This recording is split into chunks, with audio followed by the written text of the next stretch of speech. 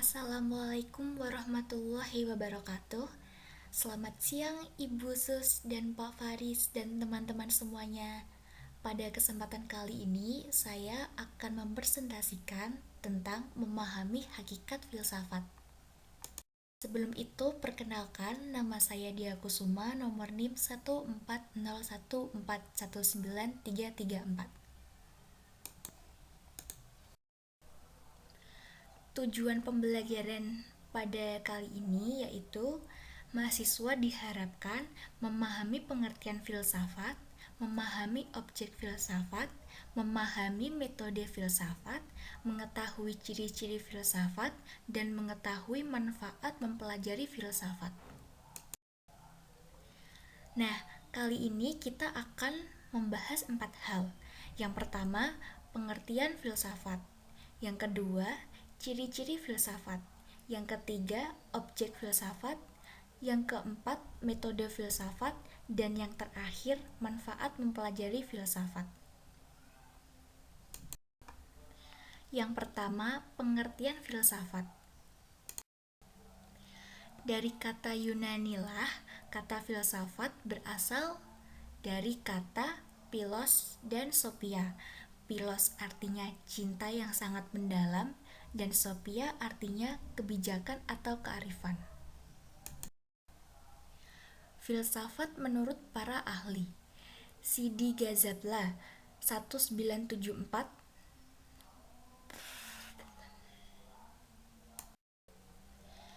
Harold H. Titus tahun 1959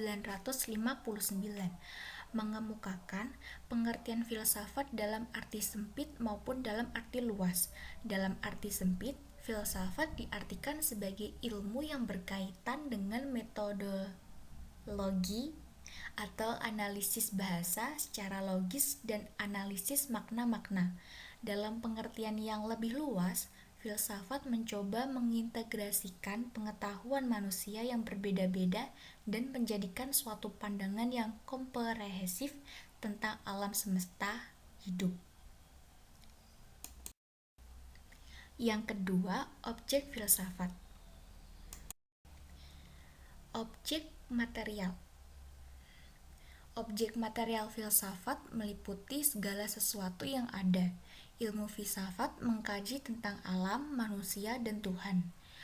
Objek formal ialah usaha untuk mencari keterangan secara radujak tentang objek material filsafat atau segala sesuatu yang ada dan mungkin ada. Yang ketiga, metode filsafat.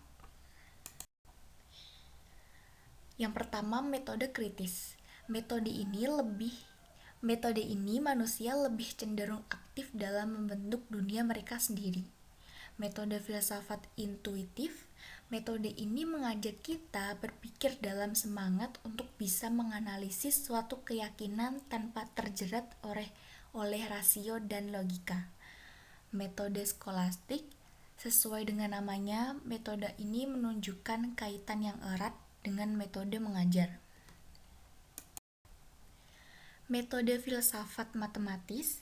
Metode ini mengintegrasikan segala kelebihan logika, analisa geometris dan aljabar serta cara menghindari kelemahannya.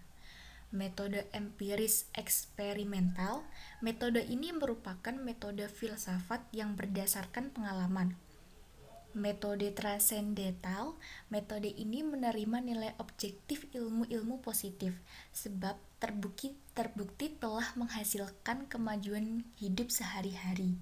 Ia juga menerima nilai subjektif agama dan moral sebab memberikan kemajuan dan kebahagiaan. Metode dialektis membuat sintetis dan menemui antitesis lainnya untuk kemudian disintesiskan kembali untuk mendapatkan hakikat yang lebih baik lagi. Metode fenomenologis. Metode ini melihat sesuatu dengan objektif tanpa melihat sisi subjektifnya seperti kepentingan perasaan atau tekanan sosial. Metode filsafat eksistensialisme.